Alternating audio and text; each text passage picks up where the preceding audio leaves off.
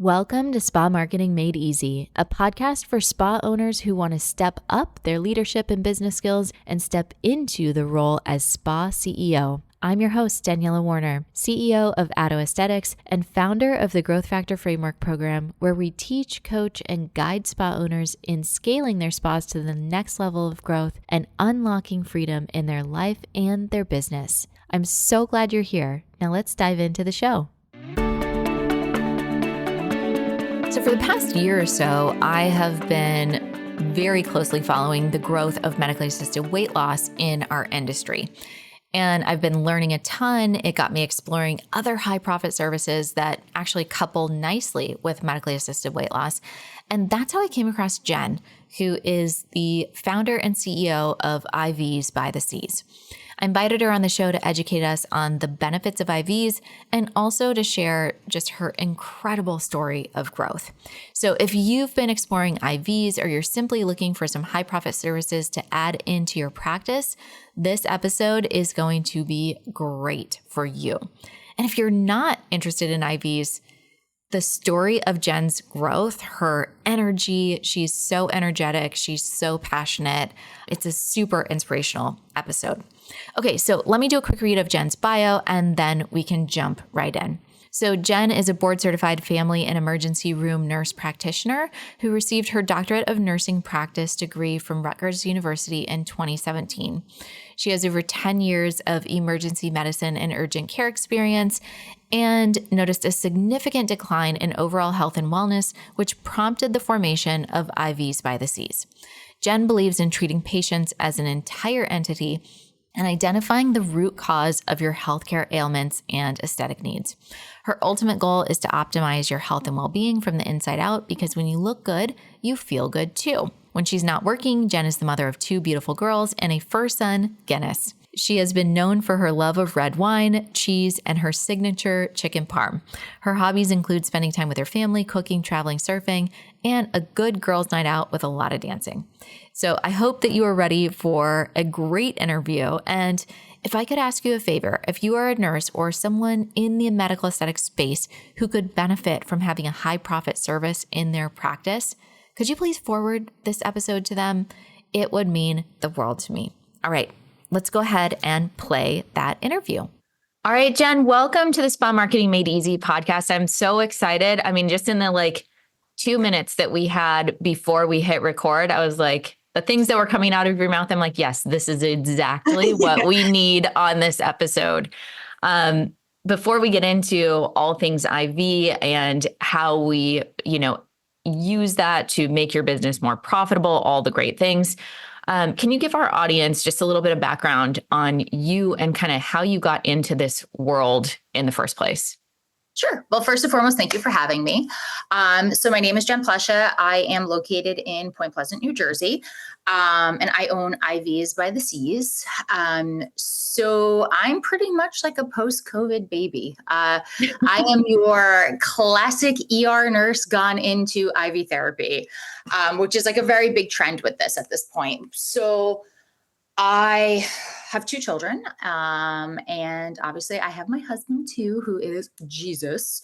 We would never have what we have if it wasn't for my husband. And I always start anytime I'm speaking, thank God for Derek. We literally call him Jesus in the office. I also call him Rose. Don't tell mom the babysitter's dead. I'm right on top of that, Rose. It's like a standing joke. So I was supposed to open a med spa back in when was Charlotte born? 2021. And I took a trip down to Key West. And when I was in Key West, I saw IVs in the Keys. And I was like, oh, okay. And prior to doing IVs, I was known as rapid mobile COVID testing. So when nobody could get COVID tests, I would do COVID tests at your house. I would do rapids. I would do PCRs. I would work with your flight clearance. And everyone's like, you should do mobile IVs. You would kill it. And I'm like, yeah, no, I don't really know. I was like, this is just a passive income thing that I do. It's basically here to pay for my maternity leave. I literally COVID tested up until the day I gave birth. I COVID tested someone 3 hours before I went into birth. Oh my gosh. So I had my daughter, I was on leave, and that summer went down and I was like, So I took our credit card and I opened all of these accounts and like I took a course and my husband was like, what the hell is on our credit card? I'm like, just leave it alone. Sorry, I'm from Jersey, so we tend to have a potty mouth. So if you need to like filter me, It's just filter me. fine. It's fine. It's all good. I love So Jersey girls. I was like, okay. So I order all these supplies and he's like, are you like building a hospital in our house? He's like, is this like part of like your COVID, like PTSD for like the world ending? And I was like, no, just stop. Like I'm playing with something. So we open the business. My husband does everything back end. He works a full-time job. And he's off on Fridays and he does the insurance, the compliance, the licensure. I do everything else, medical, office, the whole shebang. And it was just something like slow that we just started doing. And then I like built the Instagram and then like we started going around. And in August, I landed a really big client. And the thing that I find hysterical about this is like the first patient was my former assistant. She put it on Instagram. Somebody else found me. She posted it on Instagram and then this client found me. And this client is still with me to this day. They actually own Eat Clean Bro, which is like a meal delivery service, and they do it like nationwide. They're just the best, most humble husband-wife team that you'll ever meet, which is great because when you work with your spouse, it's very difficult to find anyone who understands, especially when you have children that are young. So I was working in the hospital. And this was when that like second wave, like the Delta, Alpha, I lost track about all these COVID waves. You know, a lot of nurses left after COVID. And I have a lot of nurses in my family. And it was just so intense during We all have PTSD. I mean, I can't look at a refrigerated truck the same way. I worked the initial wave and I always volunteered to be the COVID nurse. And everyone is like, my husband's like, we have kids. What are you doing? Why are you volunteering? I go, no one else gets full PPE. I go, I get full PPE every day. He's like, but you're next to that person. I go, but you could be next to somebody and not know. I was like, and everyone else doesn't have a mask. And then I ended up getting COVID and lost my smell and taste for 8 months. But this was like when people couldn't get a COVID test and they were like driving their cars through urgent cares and being crazy. I was going to work and I started getting like dark and scary. Like, in the Northeast, we're all miserable as soon as like late September hits because there's no sun. September, fine. October, moody. November, crotchety. December, I was like, I need to go to Disneyland. And like Disneyland's what we call like the psych unit in our house. So I go to work. I'm one nurse for 43 patients. Wow. The nurse before me was brand new, had no clue what she was doing. She had people on like cardizem drips and not on a heart monitor. I found people dead on stretchers. Nobody knew the last time they were alive. I had a guy that came in the other day, had a brain bleed with a shift and he was vegetative, like just a disaster. And I had like a complete meltdown at work. And I basically was like, I'm not coming back. I can't do this. Like I teed off on my boss because whatever. So my big client that owns Eat Clean Bro, I went to his house one day and at this point, like we're friends.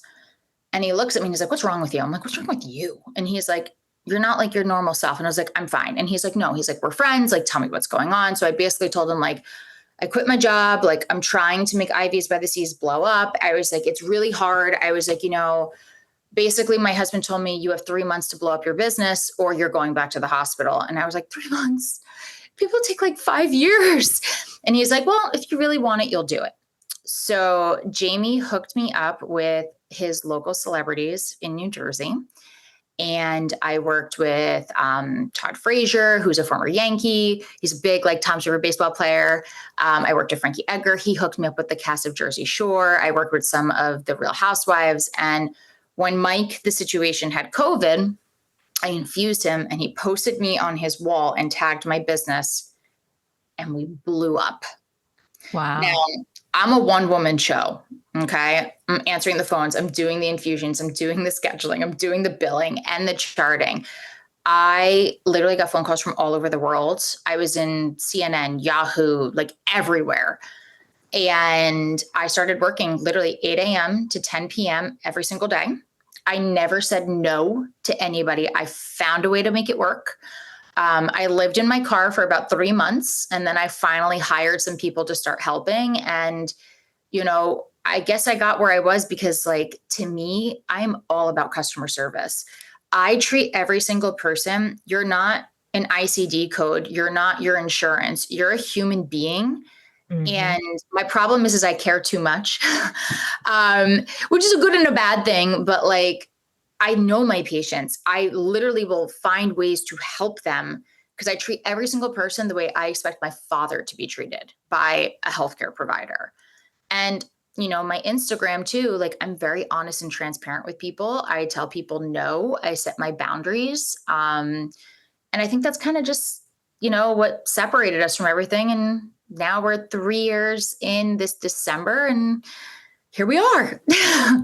There's nothing like a deadline to get your butt in gear. I know, like, we have a lot of women in our world that they're, in childbearing age, and they'll, have babies or do things. And it's like, this needs to happen before this baby comes out, because Yeah. there's no, you can't be like, could you just wait like an extra week or something along those lines?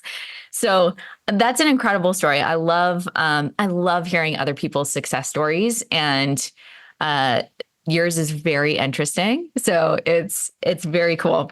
So tell me, I'm curious about the overall benefits of IV, because there's a lot of different things that you can use this for. And I feel like there was kind of a surge that happened during COVID, and then it kind of slowed back a little bit. I think people got a little worried with liability issues, or so talk to me a little bit about that. Like, if I'm a nurse or a med spa owner and I'm wanting to bring in IVs, what are the things that I should be looking at for my practice? So, first things first, nobody wants you healthy. Think about the long term. And this is the thing I always say to my patients is that yes, this is an expensive service, but this is also an investment in keeping you healthy. And, I have a lot of patients that I've gotten off of meds with vitamins. And I always say, like, and like I said, I'm not trying to be political, but like big pharma wants you sick. If you're sick, you get drugs, they get reimbursed. Whereas when you can do something more holistic and naturally, it can help with it. So my biggest thing with opening a med spa is that and this is going to come off wrong, but I don't mean it to. If you're not a medical provider, you should not be offering this, because the thing is that if you don't know your IV stuff upside down, inside out, and backwards as a business owner and you're an investor, if something goes wrong, they're not going to go after the medical, they're going to go after the money. And when you go and you stand on a court stand and you have no medical experience, it's going to be, well, how are you running an IV business?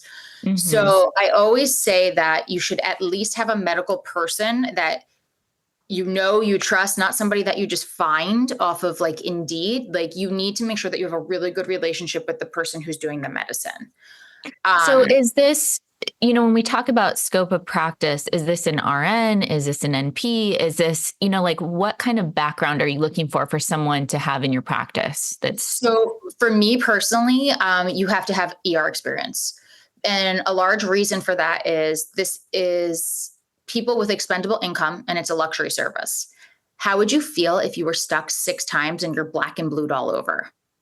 hmm. You don't want that. You want that white glove experience. So the thing is I only hire ER nurses. Also, we have an office and we're mobile.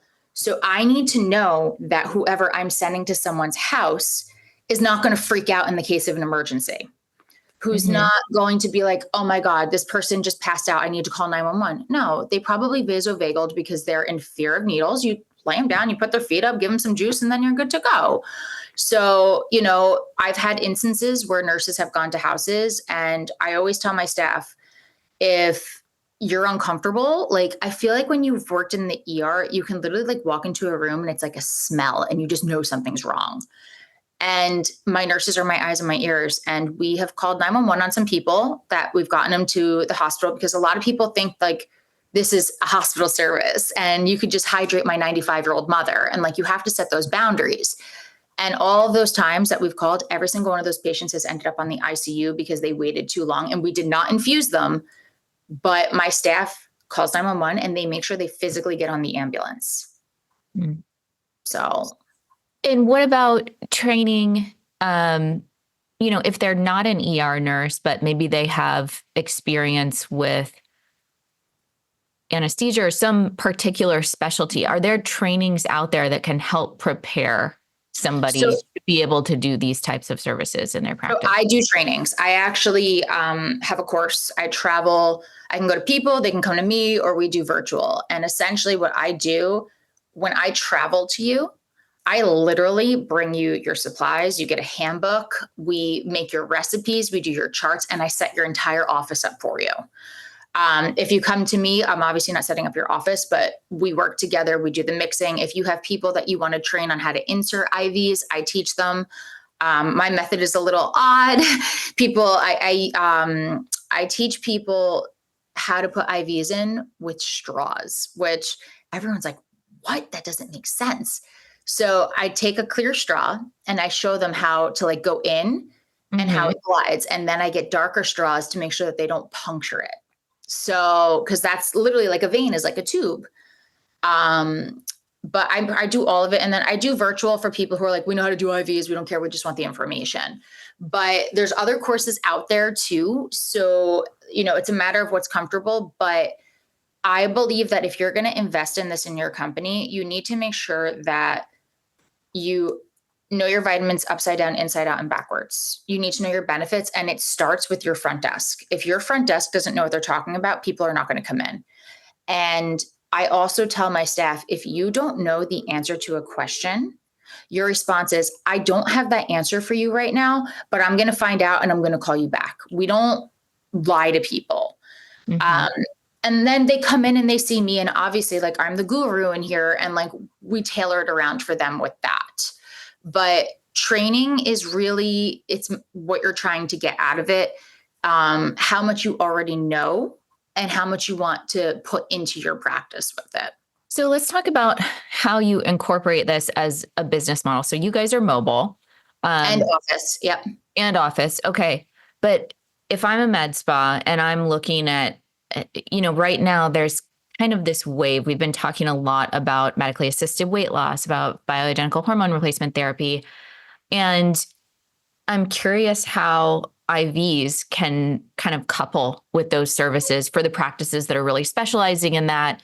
And if they're not specializing in that, there's also other ways that we can add an IV to increase revenue per hour per room if they're on a, full sculpting is not really as much of a thing anymore as it was before medically assisted weight loss kind of took over the world. But a lot of times you're just there for 15 minutes sitting there while the machine does its work. If you add a drip on there, can you increase, your revenue per hour per room? Like, what are the types of ways that we're incorporating this? Perfect. Just like side note, I'm like super ADHD. So if I start going off tangent, just like cut me off because I'll just keep going. Just so you know, click. And I just threw like 10 questions at you at once. No. Start with medically assisted weight loss, because I feel like that's kind of the vibe that's really like every nurse that I'm working with, we're talking about that right now and really focusing on. I mean, I don't know if you saw the United article, but like at the shareholders meeting for United Airlines, they were talking about medically assisted weight loss, because if each of the passengers would lose 10 pounds, they would make like billions of dollars in fuel efficiency.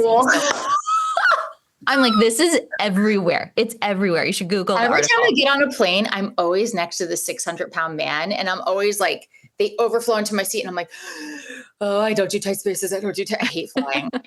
I hate flying. And it sucks because like traveling with conferences, it's like I can't like take anything before I go, because like usually I land and it's like, all right, perform. But I've gotten better. So, if you're doing weight loss and you're not doing IVs, like, pardon my French, you're an idiot. Literally. So I do a weight loss program. I have a 6-week weight loss program, and then I have like a shot pack. But anybody who wants to do weight loss now, I don't do GLP-1s at all. I only do vitamin-based weight loss. Interesting. So, yes. I know, and like a lot of people are like, how come you're not doing GLP-1s? It's just my personal preference. I have my own feelings about it. I think that a lot of people are using it as a quick fix. and people are not necessarily learning the lifestyle changes in order for maintenance. And like, I crack up because I have patients who are like, I just need to lose like 20 pounds in 6 weeks before like my kid's wedding. And I'm like, they're like, can you just prescribe it? And I'm like, no. I go, because what's going to happen is you're going to lose the weight and you're going to rebound. I go, my program, I'm teaching you how to adjust it so you can maintain it. And like, one of my favorite sayings is like, I don't put a Band-Aid on a gunshot wound. Mm-hmm. So with weight loss, when you're doing weight loss, your patient should have a plan. They need to be eating 1 gram of protein for every pound that they weigh. They need to be eating every 3 hours. They need to be drinking half of their weight in ounces. They need to work out. They need to be doing weightlifting. So typically, if you wake up at 6 a.m. and you're not working out, you need to eat within that first hour. And we're not talking about coffee or a protein shake. You actually need to put food in your body. Yeah. What I've seen too that I think is really interesting, a lot of the nurses that are doing the medically assisted weight loss, they're also hiring dietitians and nutritionists to couple and really create for, in marketing terms, a funnel. It's a client journey of, making sure that they're helping them start to see those results right away so that they stay motivated. Mm-hmm. But also, exactly as you're saying, teaching the lifestyle shifts that will maintain it, because that is such an important thing when you're thinking of like true quality of care for this patient. Like, mm-hmm. How can you make sure that you're helping them? You don't need to hire a nutritionist when you're doing this correctly. So the one thing I do with my weight loss patients is if they're getting blood work, okay, you have to have a vitamin D level. You have to have a B12 level. You need a thyroid panel. Obviously, I do a CBC, a CMP. I don't really do blood work. I just write down what I want their primary to do, because if there's a problem, I don't want to do primary care. So I have them get it outpatient. And the two tests that nobody does is vitamin D and B12, which blows my mind because those are huge contributors to like anxiety and depression. Mm. But if you didn't know that your vitamin D is not going to bind unless your magnesium levels are up to par. You can't do a magnesium blood test. You have to do an RBC magnesium blood test to find out if your level is up to par so you can absorb vitamin D. So that's a big thing right there. And then I look at their labs and I kind of tailor their IV based on their labs. Now, when they're doing weight loss, if hydration is not an issue for them, we do lipotropic shots. They could do 1 to 2 a week. If they want to do an IV with it, like my people who struggle with IV hydration, I do a 6-week program. They're married to me for 6 weeks. I do not sell this package unless they're committed to the plan and they make all 6 appointments on their first visit. And my biggest thing that I tell people is that this is not a magic potion. Like, this is a lifestyle change. So if you're not ready to make the lifestyle change, please don't waste your money with me. I said, listen, I would love to take your money. I go, but then you're going to come back to me and you're going to be upset. So what I do is I literally give them a 12-page sheet on everything: portion size, sustainable foods. It's all about the quality of the food that you eat. Are you getting, like crappy meat? Are you getting good meat? Are you getting organic versus non-organic? And, the price of groceries right now. Woof. I know. But we have like Aldi up here. Aldi is a European company. No GMOs, no high fructose corn syrup, no dyes, nothing. You get pasta from there. It's legit from Italy. It's semolina flour. It's not white bleached flour. So I tell everybody, you are what you eat, and that the IV program is going to help stimulate. So I do an IV with like a Vita Complex, which is like a blend of B vitamins. I call it like the multivitamin. These are going to increase your energy. They're going to stimulate your metabolism. I do vitamin C in there. Vitamin C is great for muscle healing. Also, you're going to get immunity out of it too. And we're in 6 season. It has a little magnesium and calcium, which they work together. Okay. Magnesium relaxes, calcium contracts, but they also increase thermoregulation. When thermoregulation increases, your heart rate increases. When your heart rate increases, you burn more calories. Then I have an amino blend in there too. And the amino blend is going to act as like your building blocks for like protein. It helps with muscle. It helps with post-workout recovery. Also has lysine in it. Lysine helps make collagen, and lysine also helps keep your immune system up. Then in the amino blend, there's ornithine, arginine, and citrulline. And what they do is they help to get urea out of your system. And with the fluids that are in your bag, it's going to flush out all of your toxins. So it's going to help your workout, your post-workout recovery. And then I top it off with a lipotropic injection. I do like MIC, lipomino, or lipomino with carnitine, because the methionine, ionositol, and choline help stimulate fat loss. So it's like the icing on the cake with it. And we pick which shot we want to do every week. You're not married to it, because I want you to find what you like. So let's get into the fun part and talk about profitability. So adding this to your practice, rough estimate of what it would cost to bring this service in, and then what can you expect in terms of margin, and how are we working this for maximum profitability? So when I speak at conferences, the first thing I do is I walk into the room and I say, all right, how many of you have IVs in your practice right now? And maybe half to like 3/4 raise their hand. I go, how many of you are here because your boss forced you to sit in and listen because they want to incorporate it and you have no interest in being in here? And the hands go up. I go, great. I was like, you're not going to hurt my feelings. I'm dead inside. I go, now, how many of you are going to be interested in IVs if I told you my first year in business doing mobile IVs only, no aesthetics, I made just under $1 million, and everyone's like jaw hits the floor. And I go, I was like, what are your issues? And everyone says cost. And I say, okay, what if I told you I pay $23 to $37 for an IV with a blood control catheter, an extension set, which when people connect tubing into an IV catheter, it boils my blood because that's how you infiltrate. I use what you get in the hospital, and that cost includes your vitamins. And they're all like, how? I also use the most expensive pharmacy. I use Olympia, but you don't go to the big brands. You go to the moms and pops. So I have preferred vendors that whenever I train with anybody, or if anybody ever asks me, I give them my vendor and they get my VIP pricing from the start, which, blood can.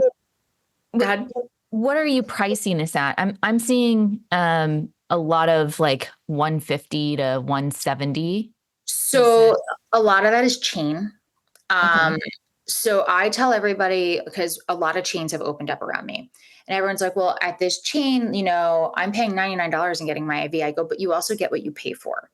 I pack my bags with vitamins, and I work with New Kids on the Block. And like, it was so funny. One of the first times, like, why do I taste something? I've never tasted anything in my IV. It's the Vita Complex. And I go, because they're probably not putting a big dose in it. I said, you need to do the right dose. And that's how I sustain what I charge. In my office, we start at 200 an IV. We work our way up. Mobily, we start at either 265 or 275. But when I go mobile, my pricing is all inclusive. I don't charge travel fees. I know a lot of people tack on gratuity, which that's illegal. That's a kickback. So you can get in a lot of trouble for that. And I always say, like, we're in New Jersey. I get a lot of Italian people. And if you don't take a tip from them, they get very offended. So I always tell my staff, decline at first. And if they're pushy, just take it. But I don't want to see a trail of it. It needs to be cash, needs to be Venmo, and it could just be like for a cup of coffee. That's the one big thing. But I mean, when you get your costs down, you should be making a minimum of $100 profit. And the other thing is, what's the timeline for the service? How long is this taking? It's dependent on your catheter size, your tubing, and the height of your pole. So my husband is 6'5". He hung all of the poles. So we have cleats, like boat cleats. That's what we hang our IVs on. He hung it so high, you could dump a half liter in 12 minutes. You could dump a liter in 22 minutes. Now, I like to do it between a half hour and 45, especially when they're new. You can use smaller bags because right now there's a saline shortage. So, some people are doing 250s. And the way you sell that is, if you don't need the extra fluids, let's give you more bang for your buck with your vitamins and not over dilute. But you have to be careful because they're going to be like, oh, you dilute my vitamins. No, the doses of your vitamins never change in your bag. It's just the amount of fluid that you need. And it's pretty quick. You need to use 10 GTT per ml tubing. You need to use a 20 gauge catheter. Like, we're not using 24s. We're not using 22s. 22s are saved for like my oncology patients, or like my fragile people, things like that, fragilia. Those are like usually like my old little bitties. And we don't use pressure bags ever. So when you are, as the business owner, we look at, okay, usually a energy-based device or this, whatever the type of service is going to take this amount of time. This is the consumable cost.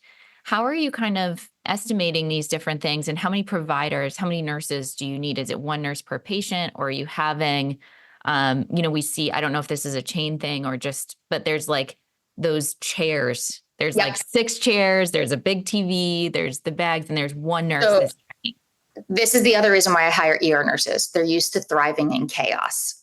Okay. So I do have an IV lounge. I also have a private IV room where if someone is sick, we put them in there. Some people don't want to sit in a lounge with other people.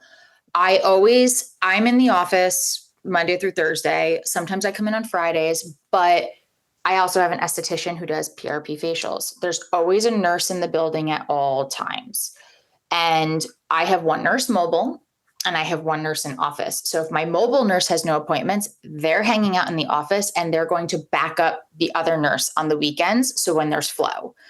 The other thing is like, it all has to be teamwork. So if I'm not here and my SD has a PRP facial, my nurse is going to draw the blood and get the PRP. And PRP, by the way, is the number one upsell for IVs if anyone is doing it. Yeah. Yeah. Tell me about that. So like injecting the PRP, or how are we? Not all PRP is created equal. PRP is dependent on your hydration. PRP is dependent on your nutrients in your body. So if you've ever drawn PRP and the tube comes out and it's like cloudy, disgusting, like UTI septic, it's because their cholesterol is too high.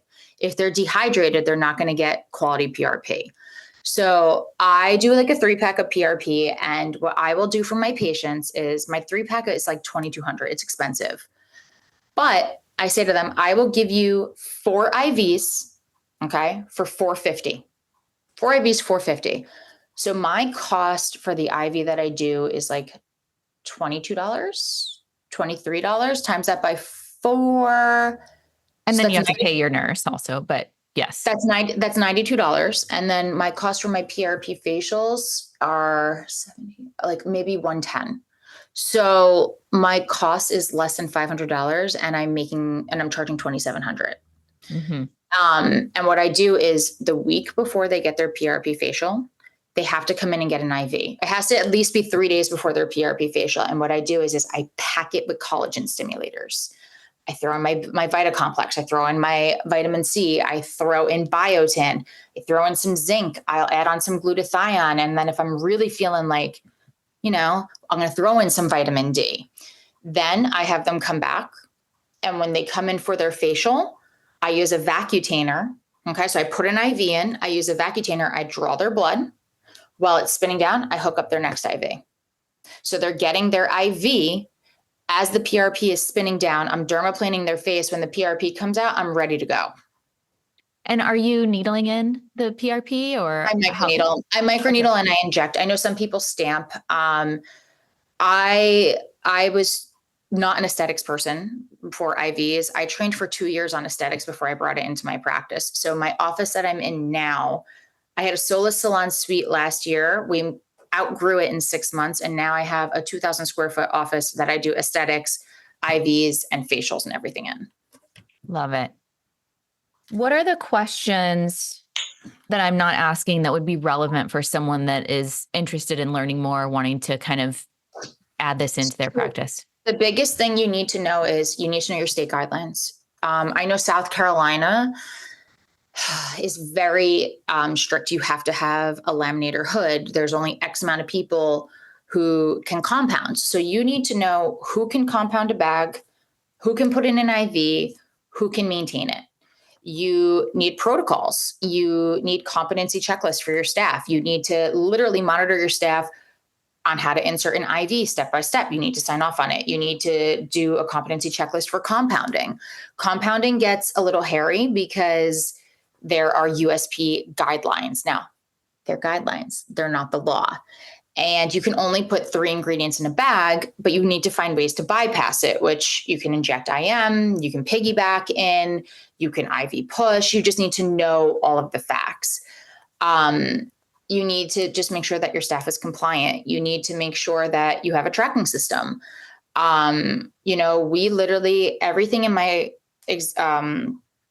stock room, we have a traffic light color coding system of use this first, then use this next, because once your vitamins hit your BUD, it's either 28 days before the BUD once you pop it, or once you hit that BUD, you have to throw it out.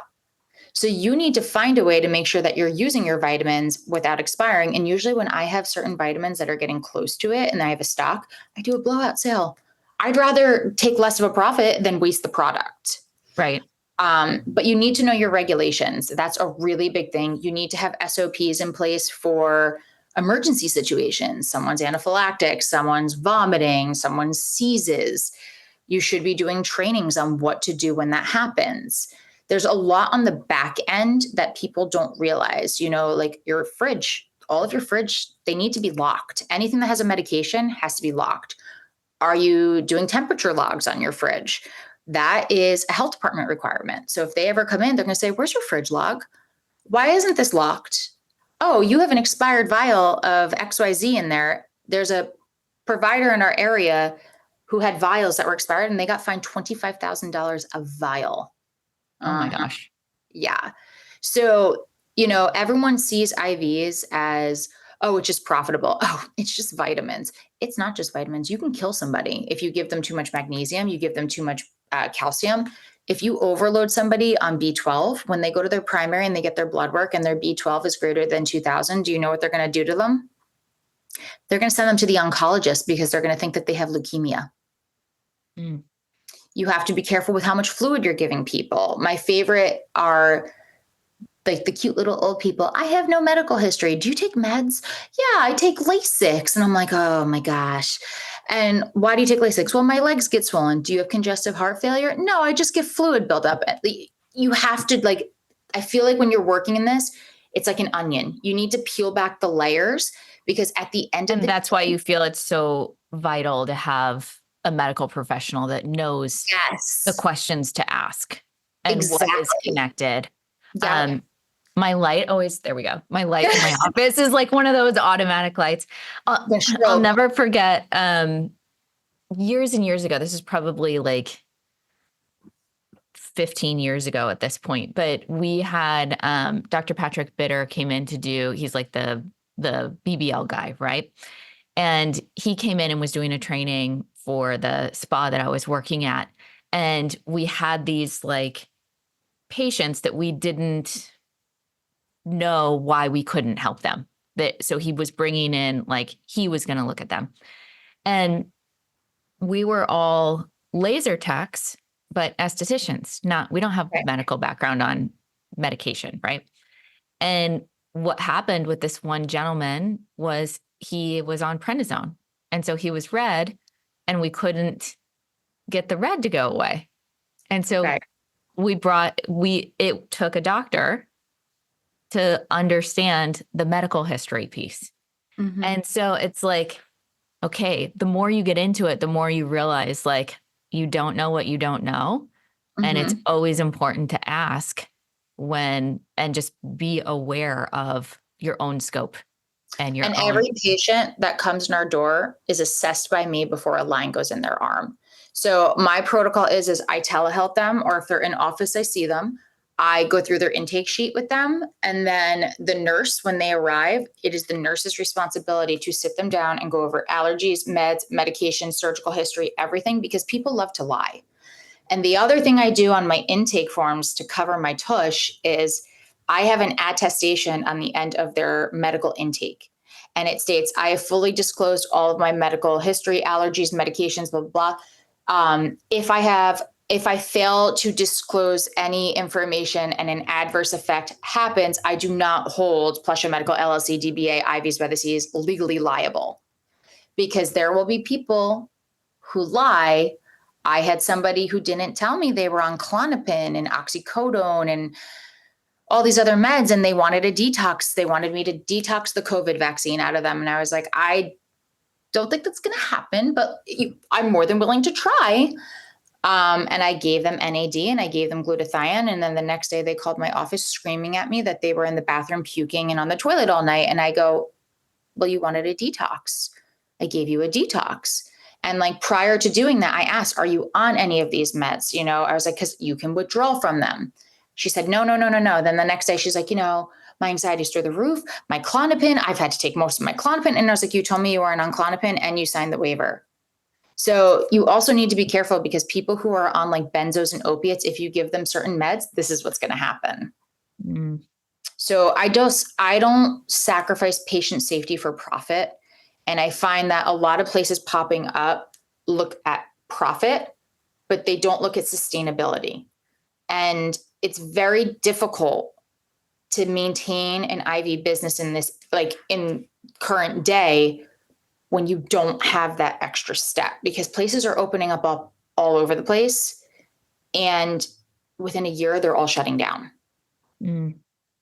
So it really comes back to, patient care first, which it should be in all medical spas. I mean, there's the word medical in front of there, right? Like and it should be quality over quantity.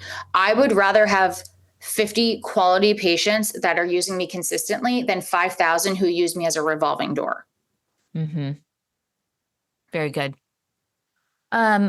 This was great. This was eye-opening. I think it's going to really get a lot of people's wheels turning on what is possible for them and decide, do I want to do this? Do I not want to do this? Does it align with my practice? All of those things. So can you share, we'll include all the links below, but can you share where our listeners can find you, follow you, get in touch with you, all the things? So I have a Facebook. Guys, I don't use it. I hate Facebook. Me and Facebook are not friends anymore. We're not friends. I actually haven't been on any social media for over a year. TikTok. My team does it for me. I literally have not been on anything for over a year. So I make reels. I do my own reels, and I do have a social media team, but you will find my bread and butter is always going to be Instagram, and it's going to be IVs by the Seas, not IV by the sea, not IVs by the sea. It's IVs by the Seas. All right. I'm on there. I do answer my own DMs. You can email me, which we can put that contact info up. And then, like I said, I do trainings. I travel. You can come to me. I always tell people, like, now is the time in New Jersey, if you want training, to come here, because I'm like a mile from the beach. So all the cute little like Airbnbs are dirt cheap this time of the year. Yeah. And like, I tell everybody, you need to find somebody that you feel comfortable with. If you're going to do this, you need to find somebody that's going to be a resource. And I've done 3 trainings so far, and every person knows they get my personal cell phone, which I never give out at the end, because if I'm training you, how your practice is going to run is going to be a direct reflection upon me, my training, and what I do. And I literally give you everything. I give you your SOPs. I give you your competency checklist. I give you your inventory. I give you everything. And I'm always here as a resource, because the last thing I want you to do is to guess and you hurt somebody. I tell every single person who does IVs, especially mobile, all my staff, is you are a stranger going into someone's house with needles and drugs. And if you don't view IV therapy like that, then this is not the company for you to be working at. So, and that's a great end to note. You are going into someone's house with needles and drugs. But I mean, it's important. It's important to put it all in perspective. Yeah. So. And like I said, Instagram is really the best way to get a hold of me. You can email me. It usually takes me 24 to 48 hours to get back. Instagram DMs, I usually respond right away, but I also like to let people know I am a solo nurse practitioner. I'm a mom of a 3 and a 5-year-old. So you might get texts back from me at, like 10:30 at night. Actually, you won't, because I go to bed by 8:30. But I always respond, and, we could always work something out. Right now, I don't have any in-person trainings until the new year, just because I am speaking at the MAT meeting in November. And I think if I travel in December, my husband will divorce me, because I have traveled every single month lately for conferences and trainings. But if people want to come here, I could definitely open something up, and then I can also open up something virtual. But when I do virtual, you don't get what you would get in person. So I do preface that with people. Perfect. Well, we'll get all those links included. Thank you so much for sharing so much information, so much knowledge. I know this is going to be a huge value to our listeners, and I'm just excited to watch where you continue to grow. I mean, gosh, 3 years in, and just keep going. One day at a time. Just keep swimming. That's what I keep saying. Yes, you can tell you're a mom. Yes, definitely. Thank you so much. As always, if you want to keep the conversation going, I want you to head on over to the Spa Marketing Made Easy Facebook group, the #1 free resource out there for estheticians focused on business building. We've got weekly marketing tips, a monthly goal setting and planning session, monthly esthetician business book club, plus a community of thousands of estheticians committed to business building in the spa industry. I'll see you there. Quick reminder before you leave, if your spa growth still depends on you doing more, it's time for a shift. Watch The System Shift, a free training designed to help spa owners break past that $25,000 to $35,000 month plateau without adding more treatment hours. You'll learn the CEO level systems that help you scale while protecting your time, your values, and your peace. Go to grow.attoaesthetics.com/podcast and watch The Systems Shift. That's grow.attoaesthetics.com/podcast.